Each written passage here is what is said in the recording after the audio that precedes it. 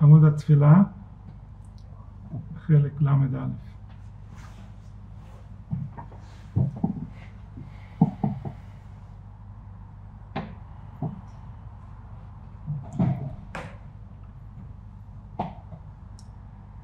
He says, צורך האדם לשמור פיו ולשונו מכל דיבור.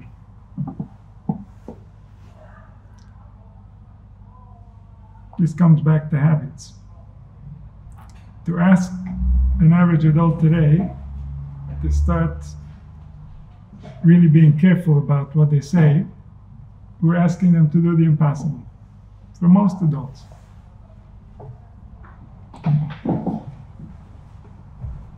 Children are not capable of doing it either, but for different reasons.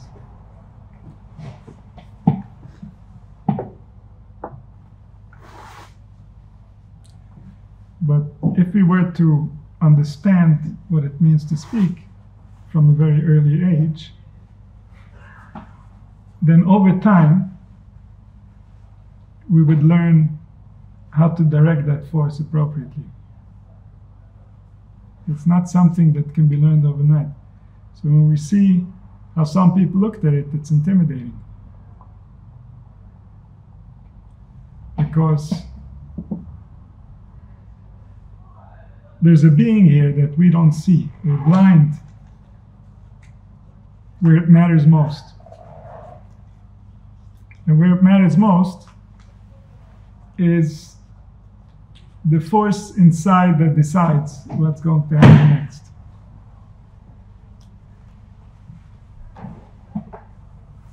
That's what matters most. That's the only one that's really in charge. And he's in charge live now. It's not a theoretical story. It's not somewhere, some place. Right here, right now. And we don't see that force. We don't understand that force. Because we don't understand that force, we don't understand the movement that takes place in that force every time there's speech. We don't see the change, but there's a huge change. After every speech, something is entirely different and he's making different decisions and he's doing different things. And we don't see, we assume that it's the same thing. Why? Because his body is the same. Where we're looking, everything is the same. As far as we can see, the body is also not the same. But to our eyes, it seems to be the same, and that's enough to fool the imagination.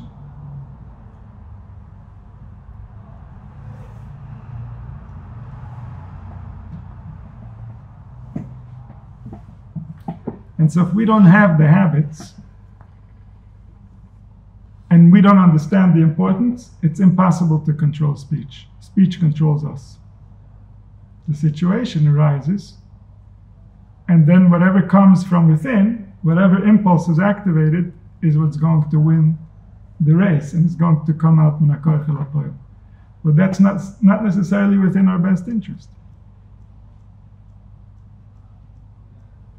If we would have been in our natural environment, if we never would have stepped into a hostile environment, then yes, we can trust whatever impulse comes up, that it's perfectly aligned to the situation. But since we have been in hostile environments, we have been treated unfairly, to say the least, the impulse that's going to come up is not the smartest to be released.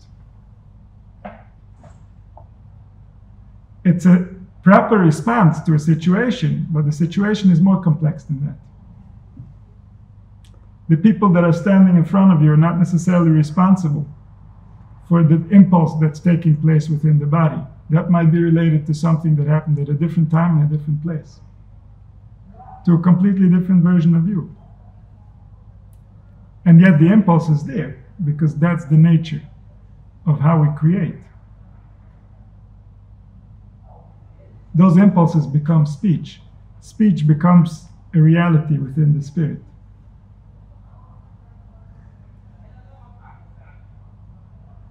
In the Lashon of the Sefer Yetzirah, it's called a chakika. Chakika means an engravement.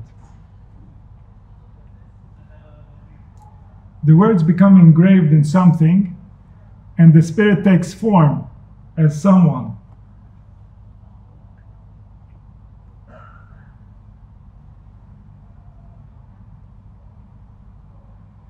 that process is the process we need to learn how to master if we want to change our situation, if we want to change our condition. Because if we're saying the same things, we're creating the same frequencies, and then we're getting the same thing.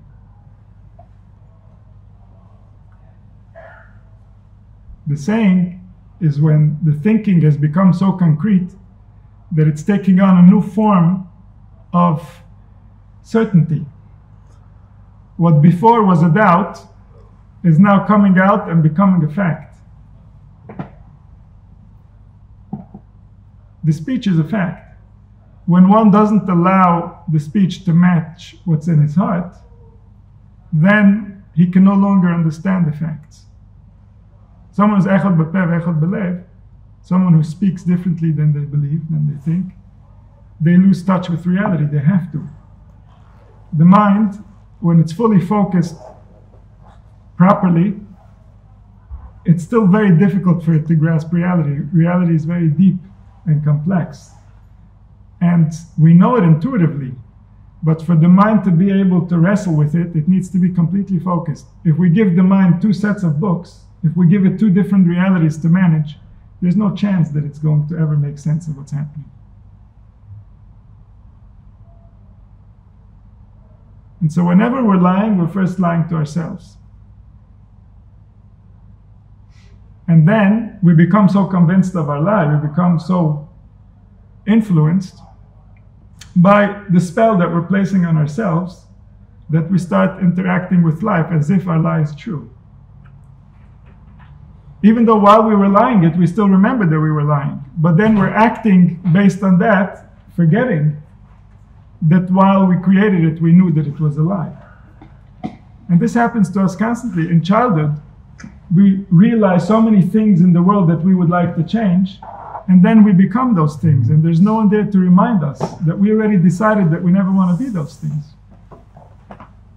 When we still saw clearly, we saw what was happening, and we understood that something is contaminated, and then we became part of the contamination.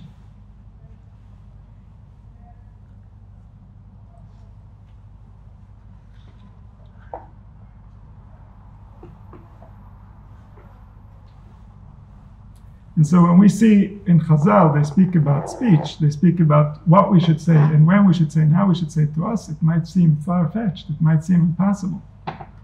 But that's because we haven't gone through the journey of realizing what is actually taking place.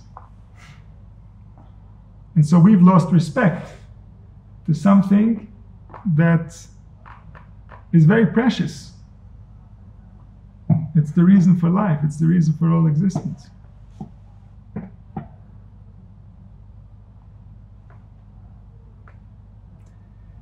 And so there he says, "Va'afil הדבר הראשי שהחמירו רבותינו ז"ל קודם התפילה כמו שהיה לשולם. אף זה פוגם קודם התפילה." Something minor, just a comment. I just said, I was just stating the obvious. There is no obvious. What's obvious to you is not obvious to anyone else. They weren't necessarily even thinking in that direction. And so, something little derails the mind, because now the mind is not at the same place it was before. So whatever happens is now going to happen differently because of a minor saying. Because there's something here spiritually that we're creating. Our force, our energy is being dressed up in something real, something that's real to it. We experience it as thoughts, emotions, sensations, processes. We don't know even what's happening. But it's real to something and to someone. And it becomes that. Our energy becomes that. That's what it becomes dressed up in. That's the form that it takes on. And it's real to it. It's important to it. And so when we're creating, if we suddenly go off to a different subject, that proves many things about how seriously we're taking what we're doing. And that language is the language of the soul. The soul understands what we're saying. So if we're busy with one thing and then we go into another thing, it means that the first thing was not important enough for us. That's how the soul sees it. That's the base language. To us, our minds are feeble. Our minds haven't been trained how to properly stay on subject because of the type of life that we live in the external world. But the internal world, attention is the language of care. If I care about something, I'm giving it attention. If I'm suddenly giving my attention somewhere else, I don't care about it. I care about the other thing more. And so if I just woke up, and it's important to me how my form looks in the spiritual realms. And I know that I just woke up. I'm processing all kinds of craziness. I'm living in a world where people have long forgotten what a human being is. They don't even care. They'll step all over you to get to where they need to go, and they'll feel great about it too. That's most of the world. And so the body knows the realities within. The mind forgets. If I'm now waking up and it's serious to me what's happening in the spiritual realm, then I'm not going to be busy with anything else unless I take care of what's important to me. And if I am busy with something else, that says, A, I don't understand what important means. B, that thing is not so important to me. That's in soul language. It doesn't really mean that in our culture. But that's what it means in reality. That's how our soul sees it. Because these things have implications about life force, about energy, about which organs are being fed. These things have big implications that the soul knows, and we have long forgotten. And so to us, we're saying, it's like this, it's like that. The soul is forgiving. It's true, the soul is forgiving, but the soul is dealing with the realities that we are leaving behind. It's living with all the energies that we are creating. The soul has to digest all those energies and make sense of them and somehow come up with what's supposed to happen next while it's running the entire body. And the body has many different things that need to stay balanced in order for everything to work. So the soul is extremely busy at all times. And we're feeding it additional information. What we're feeding it is what she's going to organize around. That's what's going to create the priorities, and all that comes back to biology and organs and blood flow and nerve tension, and all these things are translations of the data coming in.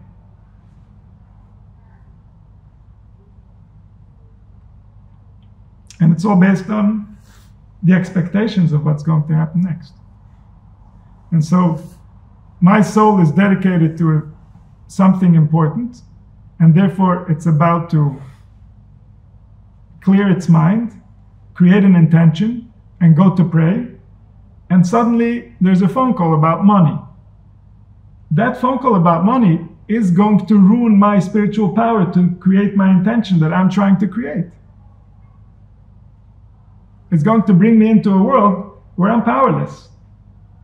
And I don't want to be there. I'm at the mercy of others. That's not the intention I want to have when I'm going to pray. That's not going to create the right prayer. And so if I'm speaking to things that are less important, before I take care of what's more important, then I won't have the same access to what's important. I won't be as effective to what's important.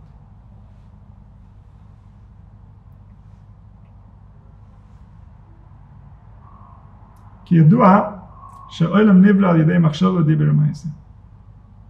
world was created by the three levels. There is no other world. There is nothing else that we can turn to other than the machshava, the dibur, and the ma'aseh. And that world has been living inside of humans as long as humans have been around.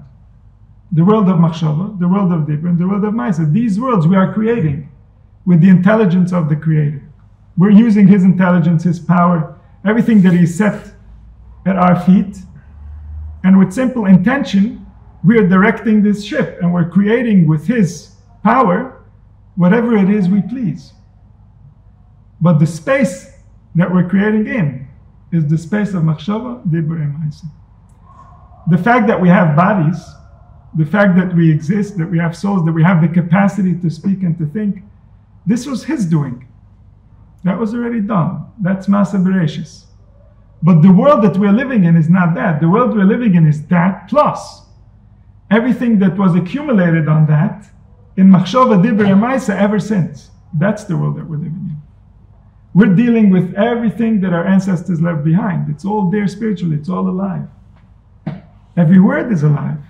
Every thought is alive. Every feeling is alive. Everything is alive. Where would it go? There's nothing else.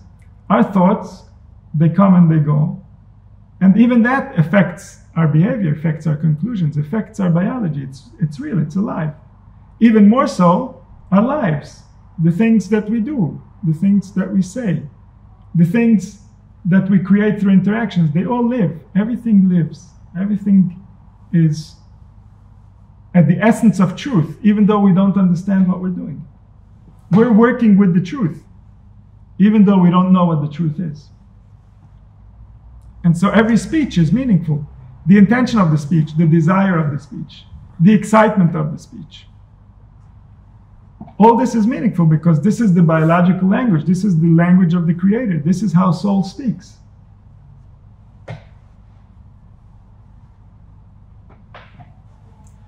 And so you have the three levels of creation. And the beginning, the first level, is the machshava. It starts in thought when a new manifestation comes into creation. On top of everything that the Creator already created. He created the heavens and the earth and the stars and the galaxies. And He created for us the solar system and the earth and the moon and the oceans. And everything is being grown constantly. And every morning He's refreshing it. Every morning it's becoming new. And He comes into creation and He creates further. So now when He comes into creation to continue His masterpiece, where does He come in? Where's the first footstep that He takes inside of creation? Into the machshava, before anything. First there's going to arise a thought. In that world, it's a world that's between potential and manifestation.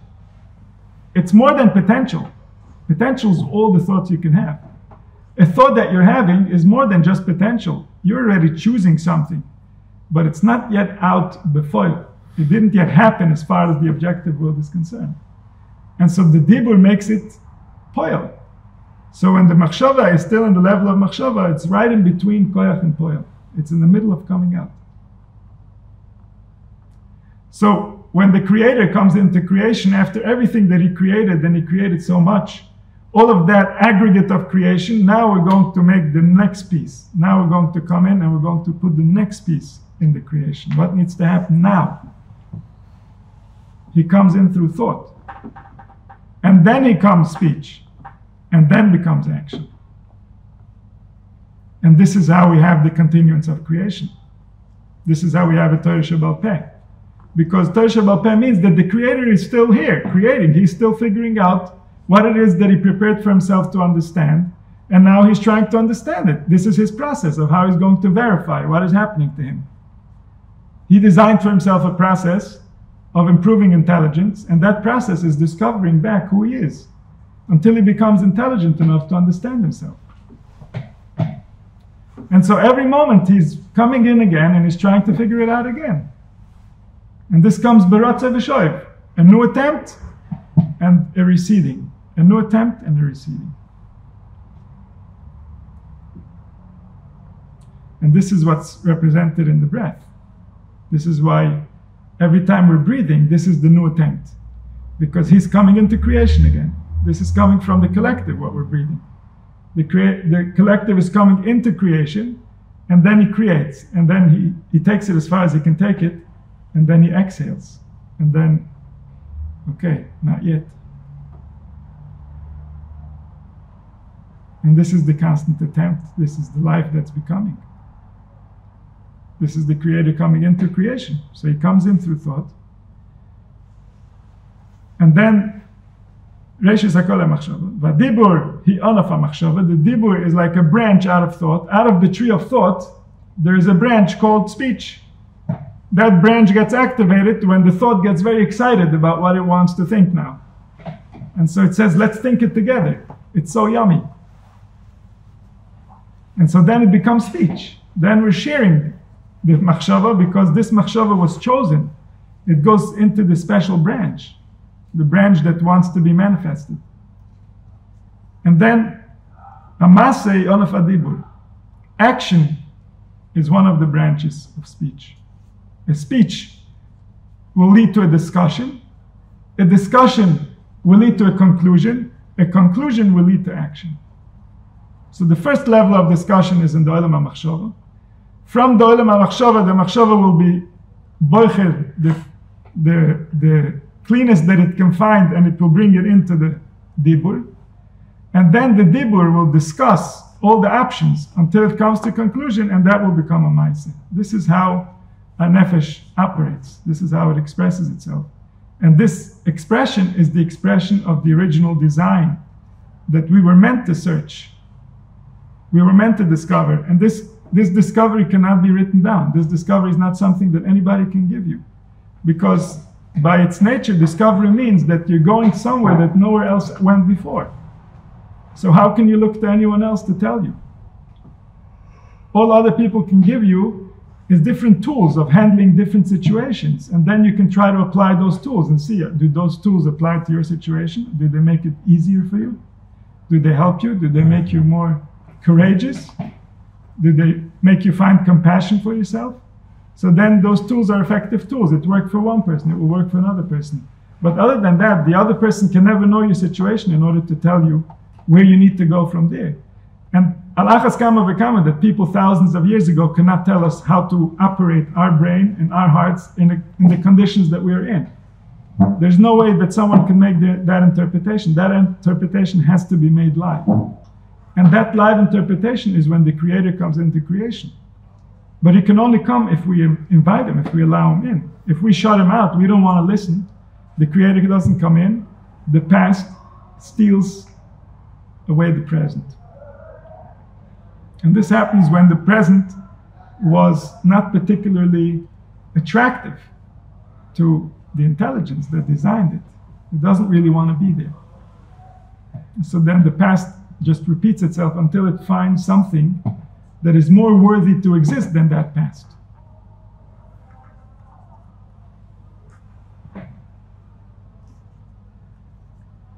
And that, so the Maaseh is Onav Adibur. Ikmoi Kain, Ha'adam Bekima Mishino. So when a person stands up from his sleep, Shu Nasa Beri Chadoshem. Moshe HaKosef Chadoshem Lapkorim. So if we are to say that a human being is a continuing being, is the same being, that the Medaber I'm talking to now is the same one that was here yesterday. If I'm talking to you today, you are the same being that was here yesterday. Because not necessarily, you don't believe exactly the same, you don't think exactly the same.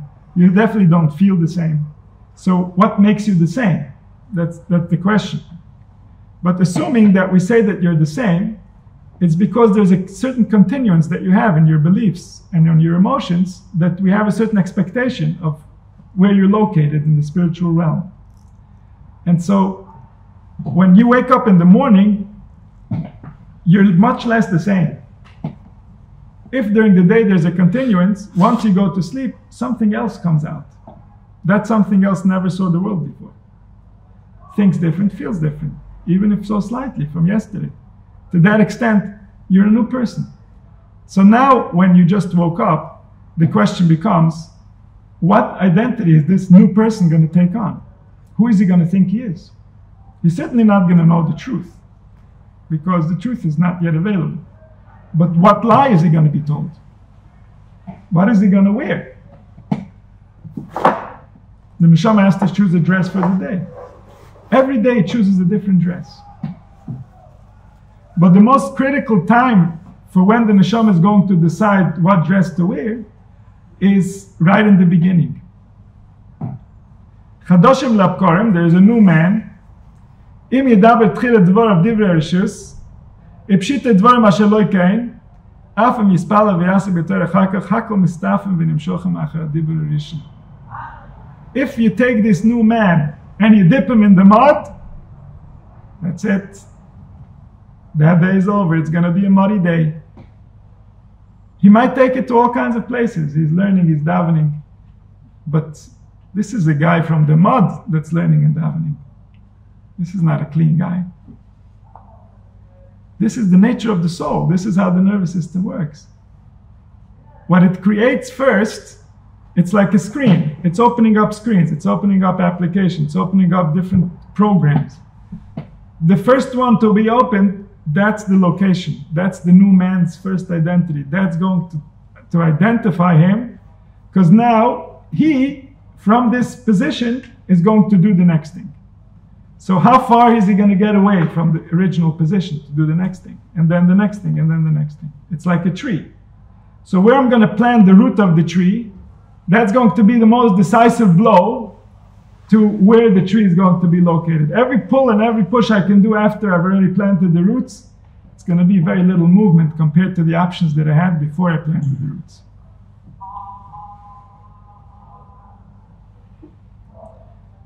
So if he's speaking divrei harishis, he's busy with things that don't really matter. He knows they don't matter. But he thinks, so what does it matter? It anyway doesn't matter. To the soul it matters. There's a clash of cultures there. The soul works differently than our mind. We have to update our mind to work like the soul. The soul can't change how it works. It's worked like this for millions of years.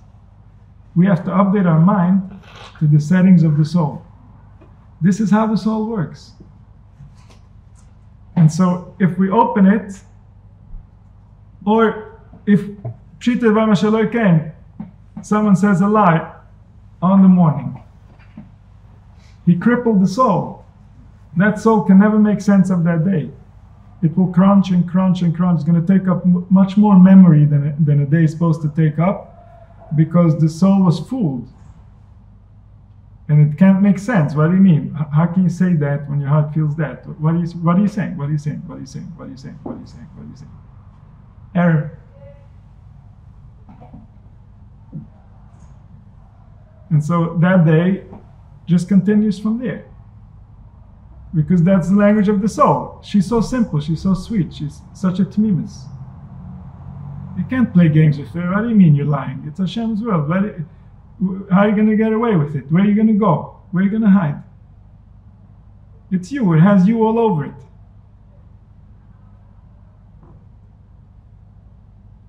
And so this is why, if it starts wrong, he's trying to fix. He's in repair mode.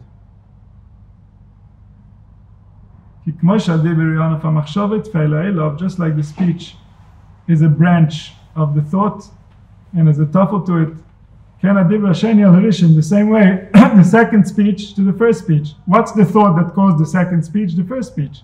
The first sentence of the speech has to be led up by a second sentence. So now, if I had infinite options to make that first sentence, I have a little bit less options, because now I have to follow that sentence. It has to have a connection to that sentence somehow. And so now I'm limited to where I planted myself. And so the same way that the thought leads to speech, speech leads to other speech. So the second speech is a son of the first speech. So he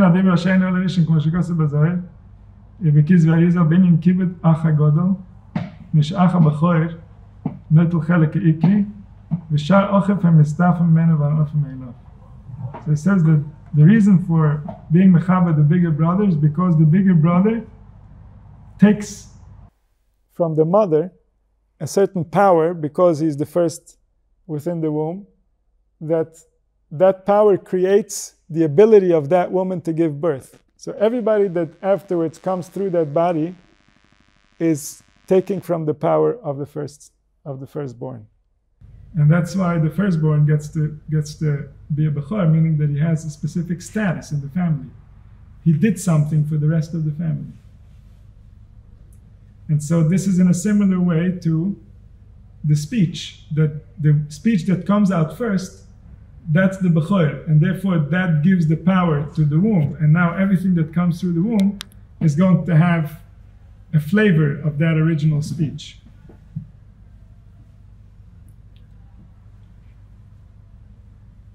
That he should take his first speech seriously. He should purify himself and say something meaningful to himself. that attaches him to the bigger power that created everything. ויזדכך מחשבתו ראשונה, שתהיה דבוקה בקדושו. He should purify his first thought that she should be attached to holiness. This is why we say קירש before we go to sleep. That our sleep should be attached to the yichud, so that when we wake up, this is the first thing on our mind. כדי שימשך אלי כל שאר הדיבורים שאחריה, ואחר כך, כשיעמד בתפילה מתוך שמחה של מצווה, כמו שקירש דיבור המחשב תקנה ופעד יענה בתפילה עושה. So then his prayer comes forth from that thought, from wherever he planted it. And that's what gives meaning to the prayer. This is what results in it having power, is that the spiritual commitment was there because there was importance. When we place importance, we are directing the soul. The soul doesn't know what to do for us because it can't see in this world. It's just like we don't see her world, we don't see her form, we don't see her shape, we don't see her move when there's speech, but certainly there's movement. The same way, in order for her to see into this world, she needs to go through the brain. And the brain is the one that has access to all the senses in order to know what's happening in the outer world. The brain is doing the interpretation before it gives it over to the soul. If the brain misinterprets, then the soul behaves according to how the brain is directing it. So if the brain doesn't put the proper importance based on the senses and based on its observations, because it doesn't have the intelligence to really calculate what's good for it, then the soul gets confused, trying to accomplish goals and tasks that really will be of no benefit to it. It's wasting its own energy. It's not being efficient. It's not going after the goals that are meaningful to it. And this is all based on how we place importance. If we didn't place the importance right, the soul is going to go for it because it thinks this is the language of the soul. She's very, very dedicated to making our lives the best that it can. But the best that it can is not clear to it. That's something that we have to describe appropriately.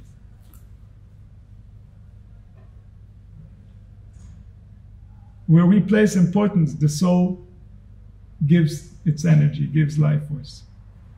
Where we dismiss, the soul no longer wants to invest energy. This is why it's so dangerous to be dismissive about things that we know we have to go through, because the soul won't want to go through them anymore, and then we really don't have the juice to do it because we gave the wrong instructions. If something is, we can be very certain that it's important. That's the first sign. When we try to calculate importance, it's trying to calculate how much is it going to affect what is. That's what gives it importance. But when something already is, that's definitely important.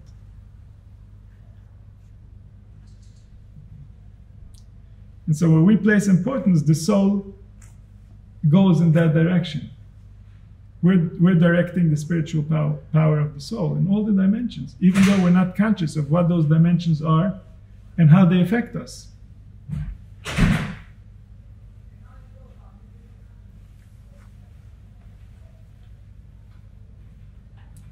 And that's why we have to be very honest within ourselves. We have to know ourselves. We have to attach ourselves to what's real in us, so that our speech can be meaningful. Otherwise, speaking is dangerous. If we're not real, speaking is dangerous. Because what we find funny is not necessarily funny. What we think is worth getting angry over is not necessarily worth getting angry over. And so if all these basics are not there, our speech is certainly not going to be healthy.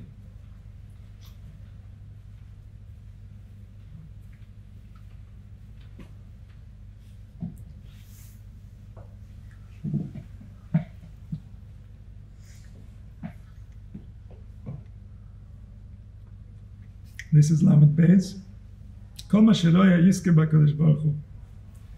Everything that he sees in the world should remind him of the one that lives in all things. If he sees love in the love in the world is just a tiny drop of the love that created that. And so all the love in the world can never add up to the love that created the world. The love that created the world is larger than all the expressions of love that the world can create. And so when we see love, we recognize that this is the relationship of the source with creation. This is at the root of why we exist. And so therefore, when he sees love in the world, Yizkar should remember the love of the one that manifests it all. The Imyira, if he sees something that creates fear, you should remember what created that thing that makes you afraid, because obviously if it can create that thing, then it's bigger than that and more potent, and therefore the fear should be directed there, because that's also our source of protection. And then if the fear is directed at our source of protection, that fear becomes awe. That fear is a friendly fear. It's a fear that makes us feel strong and important. And then we feel awe towards the one who's protecting us. But if we see the one that we're afraid of on the opposite team, then that's not awe. That's real fear, terror. And so when we see any type of fear, bring it back to your team, bring it back home, bring it back to where it belongs, the source from where everything came out. That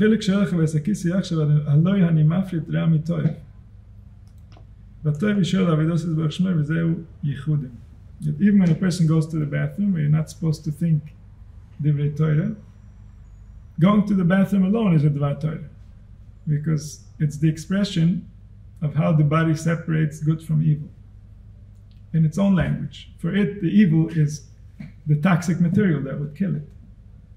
To the mind, the evil is the toxic beliefs that would kill the spirit, that would kill the desire for life. And to the heart, the evil are the toxic emotions that would give the heart less desire to continue.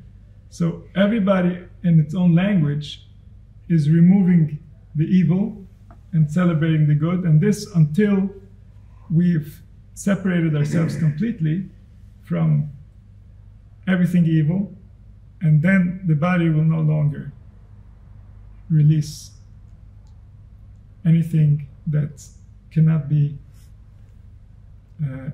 digested, because by then the entire environment is going to be human friendly. So the same way we had by the mum, that for 40 years Baal Shem Tov was absorbing everything that they were eating, and they didn't have anything leaving their body. There was nothing that their body couldn't digest that was in the food. And so the same way the human body, when the time comes and we've learned how to create the right thought patterns and the right emotions, then also our body and our food is going to be in that way. And so this is the language of nature expressing itself. Everything that's happening to us is the language of nature. And therefore, when we are in the Beis HaKisei, when we are removing the waste from our body, this is an expression of deep wisdom. This is the nature of divrei Torah by itself. This is a deep expression of divrei Torah. How nature separates the good from the evil, the kind from the cruel, the intelligent from the ignorant. And so, as we're separating, we, the one in charge of the body, the intelligence that's within the body, now has a cleaner vehicle in order to create the spiritual intentions that it was designed to create.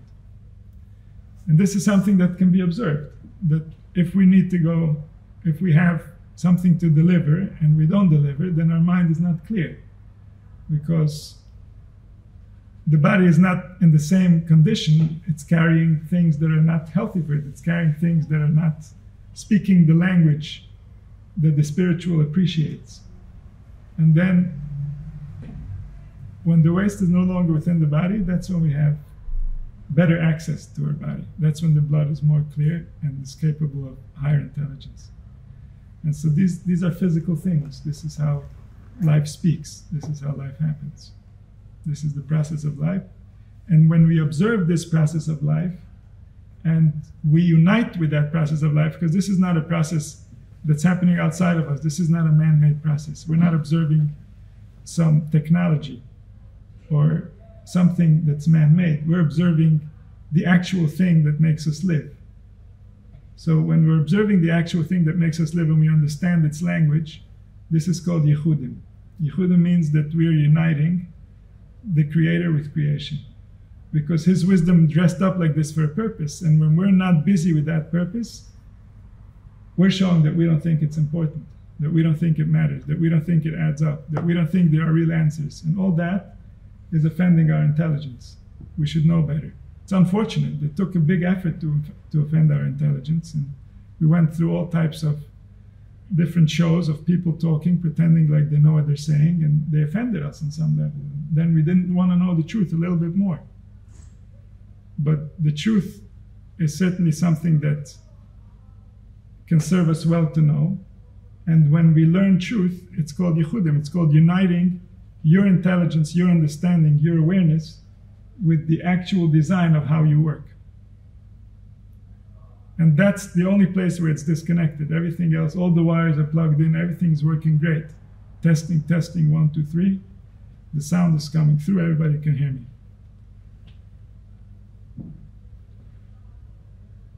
So the only place, the only wire that's unplugged is the conscious mind is taking itself for a dream state because it couldn't handle what was going on. And it didn't know where to find answers. And so it just tuned out. It found good distractions, it got busy, it found a job, found a career, found a relationship to obsess over, found something that can keep it away from actually observing reality and try to understand it. Because it was too painful. If there are no answers, it is painful. It offends our intelligence. It offends our natural desire for love and acceptance. And yet, only in reality can we really find those things that we need. We were created by design to be perfect. Everything was thought out. Nothing is by mistake. And that's obvious. And so when we recognize that, that's yichudim. That's another wire plugged in, another wire plugged in, another wire plugged in. Reality can work better now. The spiritual and the physical can communicate.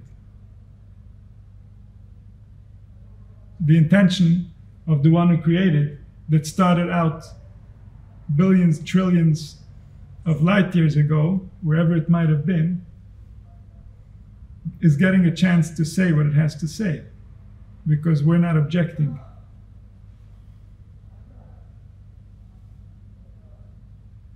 And through yichudim we return to our original power.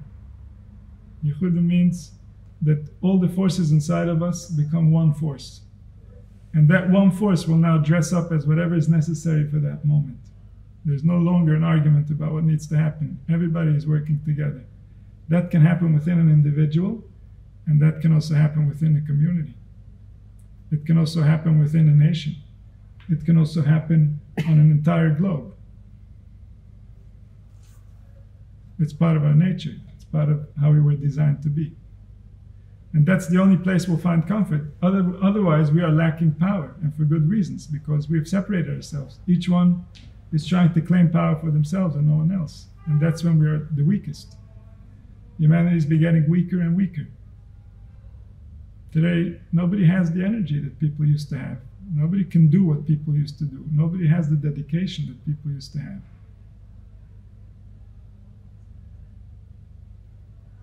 And so, we need to be meyached the world. And to be meyached means to recognize everything in creation. What is it as far as the Creator is concerned? Not what are the people doing with it. What the people are doing with it, okay, poor people. What did it really mean? Why is it here? Why would He make it? What's so good about it? Why is this perfection? These are the questions. And there are answers. He designed it so that there are answers. The people who climbed this mountain, they got to places, and they are still directing the world. we can't even change what they made unless we can climb up those mountains that they climbed spiritually. That's the only place where we can change the settings. If we're just going along and we don't have a deep intention, then we can't change the settings of those people. Those people were living everything from the moment that they were born until their last breath with a deep commitment to something very specific. And that's why they were so successful. That's why they made the changes that are still running reality until today. They represented that intention, that will that created life more because they tuned into it at every moment. Through the Yichudim is how they arrived at their great levels. When we unite the spiritual and the physical, we gain spiritual power. If we're just trying to get power from the physical, we can exhaust the physical and still we can't get enough power. But when we're getting power from the spiritual, then we don't need much from the physical. And the intention is driving us. The desire is being created by the information that the soul is processing that is somehow adding up to it, to something meaningful. Something that it desires, something that makes it excited about life. But not a distraction. Life itself is the source of that excitement. Existence becomes meaningful.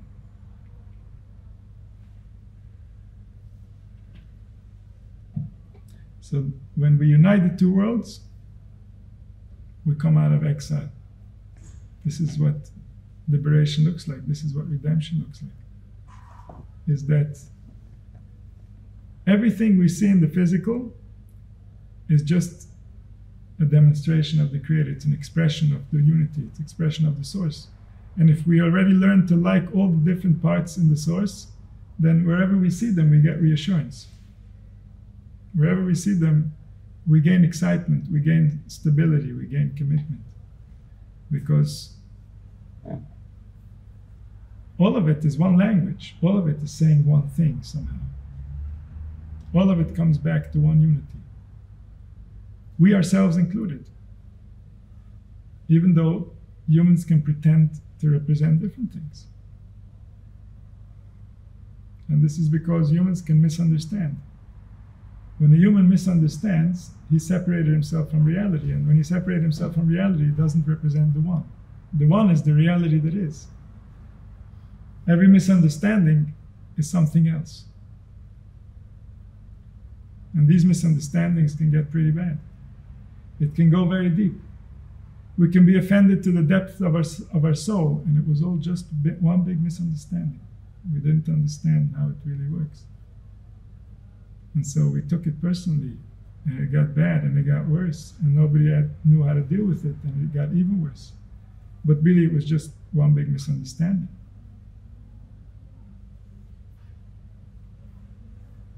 And this is what we're going to realize all of exile was. All of exile was just one big misunderstanding.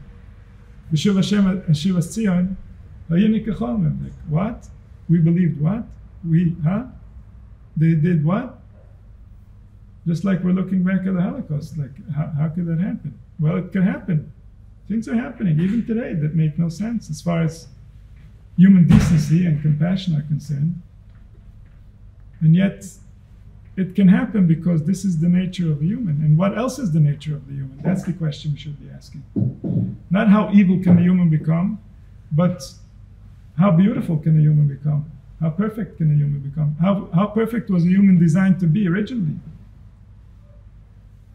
So if we see a demonstration of evil, if the demonstration of evil is bigger, that tells us that somehow we were created to be somewhere else entirely. Not even in the same level. The holiness is not at the same level.